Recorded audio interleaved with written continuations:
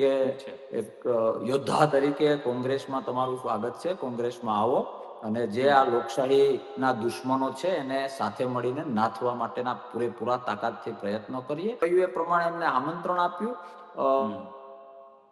પછી જે આ બધી અફવાઓ ચાલતી હતી કે 20 તારીખે અહીંયા જોઈન થાય, ત્યાં જોઈન થાય, એ બધી વાતો ઉપરથી મને લાગ્યું કે ખરેખર મીડિયા કે સોશિયલ મીડિયામાં જે માહિતી આવી છે એ ઓથેન્ટિક નથી. હવે જો આપણે બીજેપી બાજુ કે એવું કરે અને ત્યાં તો સમર્પણ આવે, દંડવત આવે, જી સર આવે, આ ક્યાંક ને ક્યાંક આઈડેન્ટિફિકેશન સાથે કોમ્પ્રોમાઇઝ થશે તો નુકસાન થશે અને સાદી ભાષામાં લોકો ફેંકી દેશે.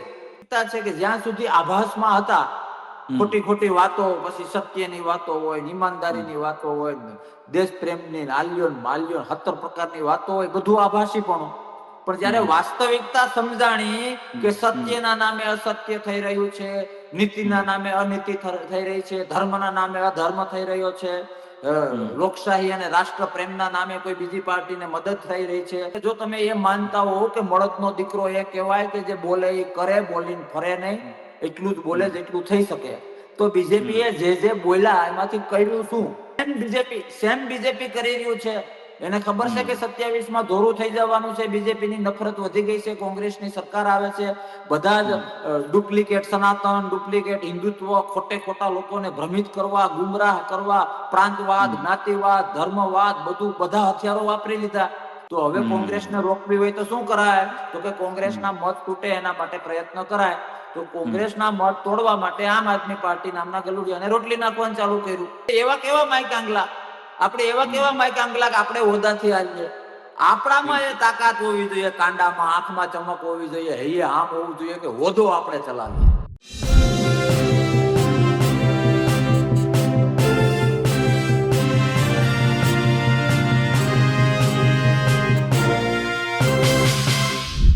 રાજુ કરપડાએ આમ આદમી પાર્ટી છોડી ત્યારથી ચર્ચા હતી કે તેઓ ભાજપમાં જશે, પણ જે રીતે તેઓ કરસનદાસ બાપુ ભાદરકાને મળ્યા અને 2 કલાક સુધીનો સમય વિતાવ્યો, અનેક વાતો કરી, અને એટલે ગુજરાત પ્રેસ અને ન્યૂઝ પોર્ટલ તરફથી અમે કરસનદાસ બાપુનો સંપર્ક કર્યો. કરસનદાસ બાપુ અમારી સાથે જોડાવા માટે સંમત પણ છે. 2 કલાકમાં કઈ વાતો થઈ તે અંગે તેઓએ ખુલીને ચર્ચા કરી. નમસ્કાર, હું છું ચિંતામણી પુત્ર અનિલ પટેલ.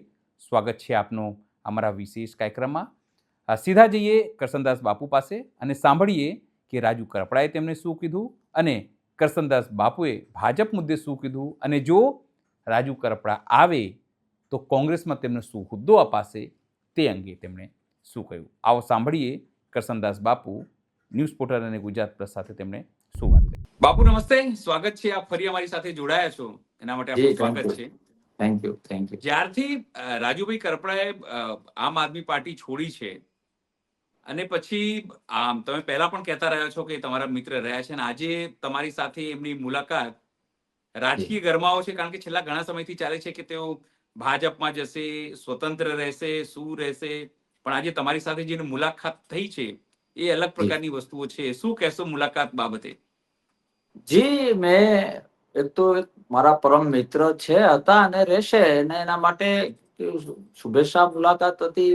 જેલના અનુભવ કેવા હતા, પરિવારમાં બધું કુશળ મંગલ એ હતું, પણ આખી જાનનો વરરાજો એ હતો કે મારે એમને આમંત્રણ આપવું હતું એક મિત્ર ભાવે કે એક યોદ્ધા તરીકે કોંગ્રેસમાં તમારું સ્વાગત છે, કોંગ્રેસમાં આવો અને જે આ લોકશાહીના દુશ્મનો છે એને સાથે મળીને નાથવા માટેના પૂરેપૂરા તાકાતથી પ્રયત્નો કરીએ.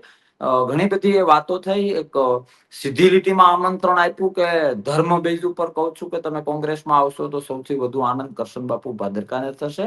અને કન્ક્લુઝનમાં ઓલ ઓવર એ મારા આમંત્રણ પછી મારા મિત્ર રાજુભાઈના ફેસ ઉપર જે ઇનોસન્ટ સ્માઇલ હતી એ મારા માટે આશાસ્પદ છે, અને મને ઘણું બધું પોઝિટિવ લાગી રહ્યું છે. જી, ખાલી મને એવું કહો, તમે કીધું કે તમારી સાથે આ કેટલાક કલાક તમારી સાથે રહ્યા, આમ તો પૂછવું ના જોઈએ કારણ કે તમારા અંતરંગ વાતો છે. એમને પોતાની વાતો શું કહી? તમારી સાથે વાતો કરી હશે ને કે શું થયું, તમે પૂછ્યું હશે મિત્ર ભાવથી કે શું થયું, અચાનક જેલમાં શું રહ્યું, અચાનક શું થયું, તમે આ નિર્ણય કર્યો, આમ શું કીધું એમણે? જી, આમ તો લગભગ 2 કલાકની આસપાસ, એક્ઝેક્ટ તો મને નથી ખબર, પણ 2 કલાક સાથે રહ્યા. કાલે અમે વ્યારું પાણી ભેગા કર્યા, ડિનર સાથે લીધું. વાતોમાં મેઇન વસ્તુ એ છે કે થોડીક જેલની અમારે વાતો થઈ તો હમણાં એ એક સહજ મિત્ર ભાવે વાત હતી કે ભાઈ એક જ્યારે અમુક સિચ્યુએશનમાં હોય ત્યારે, કારણ કે આપણે બધા શું હોય સતત બહારની દુનિયામાં ફરતા માણસો હોય છે, પણ અમુક સિચ્યુએશનમાં પરિવારનો શું ઇમ્પોર્ટન્ટ છે એ આ એક હ્યુમન સાયકોલોજી છે. રાજુભાઈ નો કેસ હોય કે હું હોઉં કે તમે હો કે કોઈ પણ હોય, એ બધી જનરલ વાત થઈ. પછી હસી મજાક ઘણી બધી કરી, અમારી જૂની આદત છે. જયારે જે મારે અત્યારે આ માધ્યમથી ના કહેવાય, અમે જે આનંદ કરીએ એટલે તમે 10 લાખનો કાર્યક્રમ આપો એવો બધો. એ પણ રાજુભાઈ પણ બહુ ખુશ હતા, બાપુ મજા આવી ટૂંકમાં, કારણ કે સતત આ ગંભીર સિચ્યુએશનમાં રહ્યા હોય તો બિલકુલ સ્ટ્રેસ સિચ્યુએશન, ગંભીર હા સિચ્યુએશન.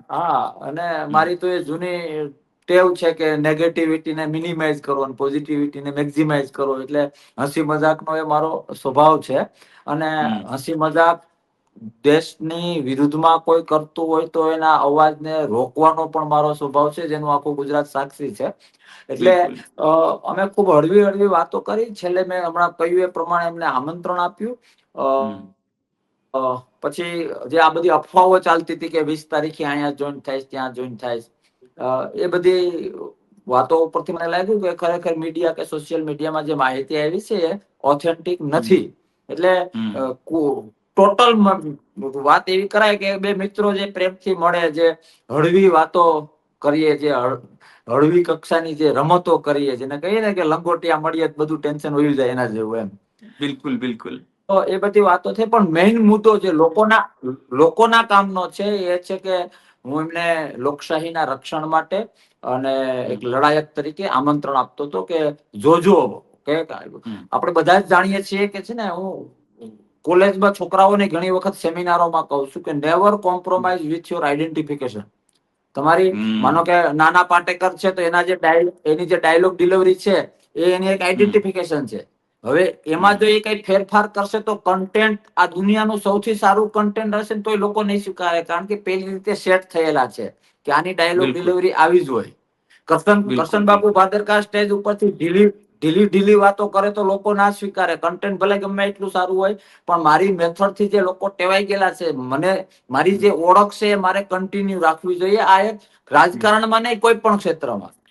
રાજુભાઈને મેં પણ એ વાત કરી કે આપણી આઈડેન્ટિફિકેશન લડાયક તરીકેની છે. આપણી આઈડેન્ટિફિકેશન અવાજ ઉઠાવવાની છે. આપણી આઈડેન્ટિફિકેશન સાચાને સાચો અને ખોટાને ખોટો કહેવાની ડંકાની ચોટ ઉપરની આપણી ઓળખ છે. લોકો આપણે આ રીતે સ્વીકારે છે. હવે જો આપણે બીજેપી બાજુ કઈ ઓલું કરે અને ત્યાં તો સમર્પણ આવે, દંડવત આવે, જી સર આવે, આ ક્યાંક ને ક્યાંક આઈડેન્ટિફિકેશન સાથે કોમ્પ્રોમાઇઝ થશે તો નુકસાન થશે અને સાદી ભાષામાં લોકો ફેંકી દેશે. બરાબર, આ બધી પેલી બાકી ફાઇનલ શું નિર્ણય લેવો એ તો જે તે વ્યક્તિ એ હોય, હું તમે કોઈ પણ હોય એ જ કરશે. પણ એ બધી મેં વાત કરી એક મિત્ર ભાવે, જે મને અંદરથી સૂઝ્યું એ રીતની વાત કરી.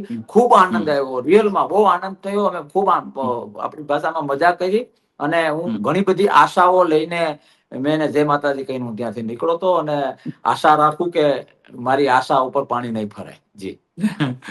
ખાલી મારે તમે એક વાત મહત્વની કીધી કે સોશિયલ મીડિયામાં ઘણી બધી વસ્તુઓ ચાલે છે કે 20 તારીખ એટલે કે આજે, કારણ કે ભારતીય જનતા પાર્ટીના રાષ્ટ્રીય જે અધ્યક્ષ છે નીતિન નબીન, એ પોતે આજે આવી રહ્યા છે. ને હું આવતો હતો રસ્તામાંથી એટલે મેં સીધી રીતે રિવરફ્રન્ટથી માંડીને બધી જગ્યાએ ભાજપના ઝંડા જોયા. કેમ લાગે છે કે મીડિયામાં કેમ આવું ચાલ્યું હશે જાણી જોઈને? કે શું, કારણ કે ખુલાસો જો એમના કાકા બી ખુલાસો કરી ચૂક્યા હતા કે એમનો અંતિમ નિર્ણય છે, તમે લોકો ના થોપો. શું આ કોઈ સ્ટ્રેટેજીના ભાગરૂપે હતું કે મીડિયામાં આવી રીતે સ્ટોરી પ્લાન કરવામાં આવે જેથી આવી કોઈ ના વસ્તુ હતું?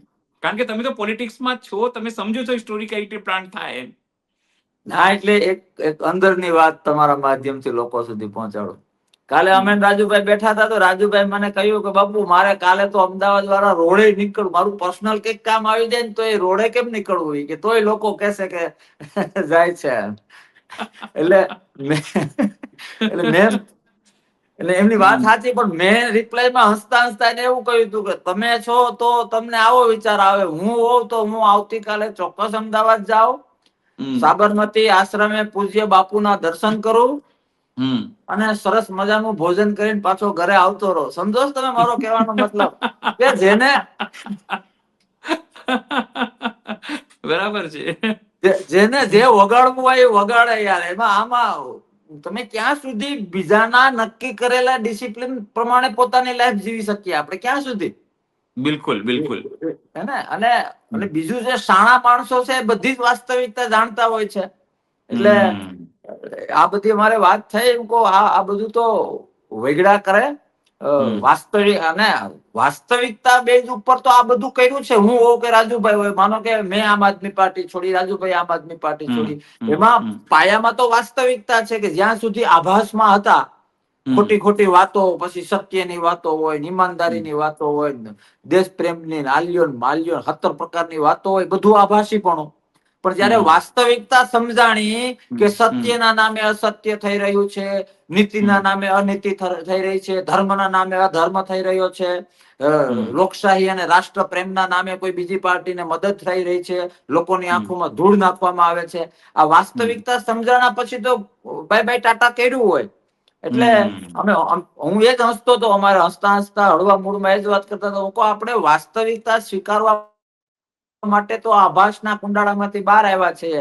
તો બાકી બહારના કદાચ ક્યાંય નાનું મોટું આભાસી આવે, ન થવાની વાતો થાય, આ થાય તે થાય, તો એની આપણે માનો કે હું મારી વાત કરું, કોઈ પણ અનુભવ થયો હોય કે માનો કે આમ આદમી પાર્ટી છોડીએ એટલે કે એનો આખું હોય, છોકરાઓને બેસાડ્યા હોય, બરાબર. તો મને ઘણા મારા નજીકના નોન પોલિટિકલી ફ્રેન્ડ કરતા હોય લોકો પૂછે કે બાપુ તમને કોમેન્ટોમાં કેટલી બધી ગાળો, બરાબર. એટલે મેં કહ્યું કે તમે પાસેથી લતા મંગેશકર જેવો સૂરની આશા ના રાખી શકો. અમુક પ્રાણીને જેને ટેવ હોય એનો જ અવાજ કાઢે. લતા મંગેશકર જેવું ગીત ન ગાય, કારણ કે એ આભાસમાં છે.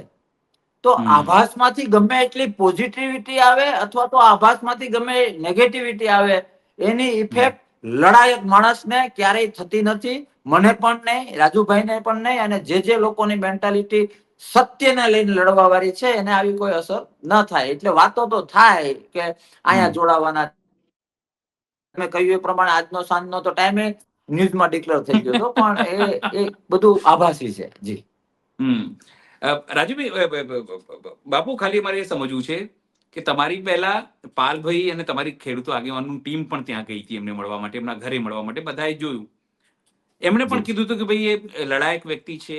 સ્વાભાવિક છે, આપણે જોયું છે લડાયક વ્યક્તિ છે રાજુભાઈ, અને એ બીતા નથી કોઈથી. ભલે કેટલા પણ આરોપો લાગે, એમને સામે છાતી જવાબ પણ આપ્યો બધાને. પાલભાઈ આંબલિયા તરફથી જે ઓફર અપાઈ અને તમારા તરફથી જે એમને આમંત્રણ અપાયું તમે અમારે ત્યાં આવો, તમને કોઈએ કીધું તું કોંગ્રેસમાંથી કે તમે એમને કહો આપણા ત્યાં આવે, કે તમે મિત્ર ભાવથી એમને કીધું કે ભાઈ તમે આવો અમારે ત્યાં મજબૂત કરો અને સાચી લડાઈ લડો એમ? જી, એટલે એનો સીધો જવાબ એ છે કે હું જે એમને મળ્યો અને જે મેં આમંત્રણ આપ્યું, એ કોઈ પાર્ટ ઓફ પાર્ટી સ્ટ્રેટેજી નથી. ઓકે, હું રિપીટ કરું છું કે પાર્ટ ઓફ પાર્ટી સ્ટ્રેટેજી નથી. પણ હું ક્યાંય દર્શન કરવા જતો, સારા કામ કરવા જતો, ત્યાં એ ટાઈપના ને એમાં ઇન્ટરેસ્ટ નાખનાર કોઈ આપણો વ્યક્તિ હોય, આપણે અજાણ્યા જણા બધા જઈએ અને બધા જાણીતા જઈએ, તો એમાં હું અને વર્ક એફિશિયન્સી વધે, એ તો સ્વાભાવિક છે. એટલે તો હું તો વ્યક્તિગત રાજુભાઈને કહેવા ગયો હતો કે આપણે સાથે લડ્યા છીએ, આપણે એકાબીજાની સાયકોલોજી જાણીએ છીએ.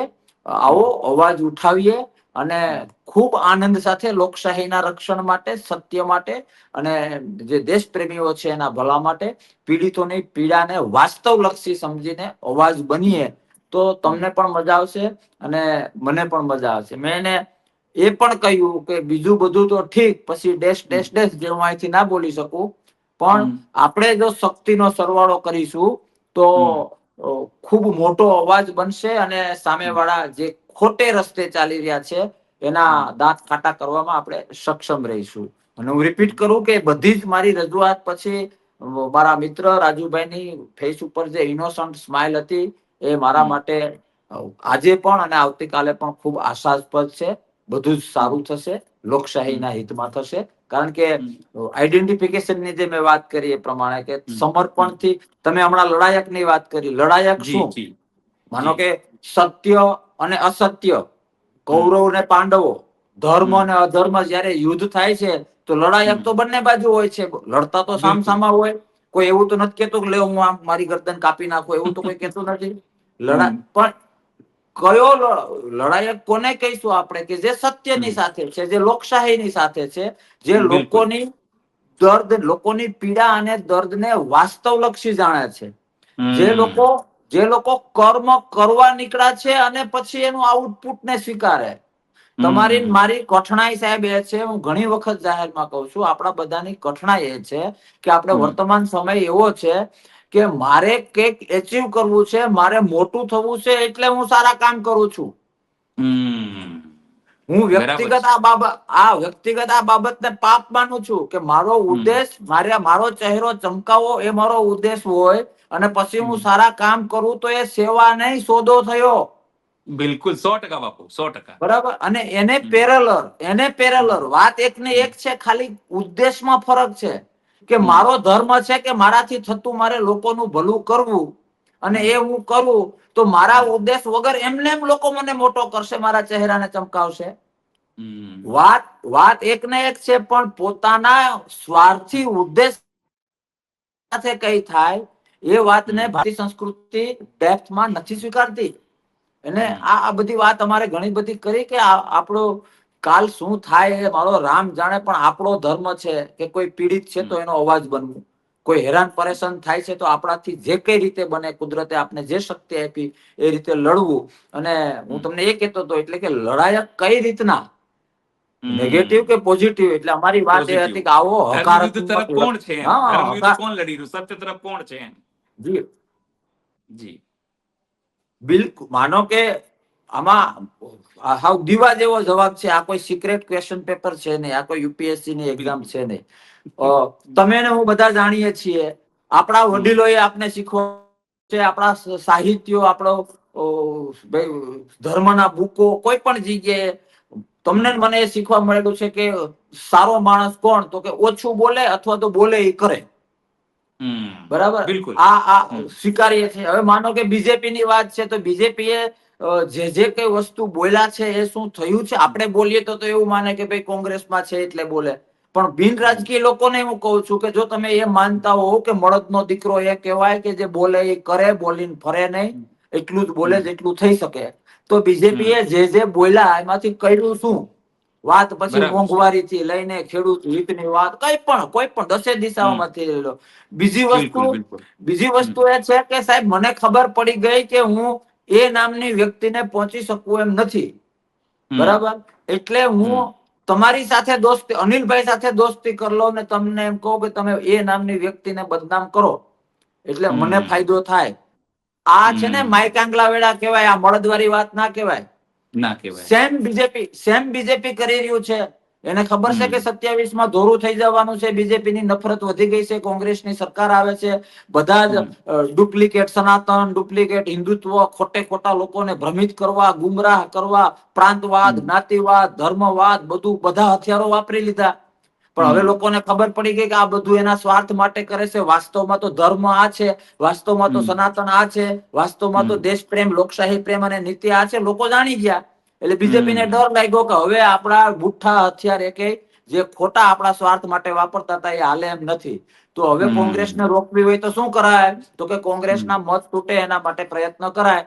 તો કોંગ્રેસના મત તોડવા માટે આમ આદમી પાર્ટી નામના ગલુડિયાને રોટલી નાખવાનું ચાલુ કર્યું. અને આ જગ જાહેર છે. આપણે બોલીએ એટલે પાર્ટી તરીકે એમ લાગે કે કોંગ્રેસ તરફથી બોલે છે અને કોંગ્રેસમાં છે એટલે બોલે, પણ આ બિન રાજકીય માણસ એકેય પાર્ટીને બધાને સરખા માનતા હોય એને પૂછો તો મારી વાતમાં સત્યનો રણકો લાગશે. આ રીતનું રાજકારણ થોડું કરાય ભાઈ.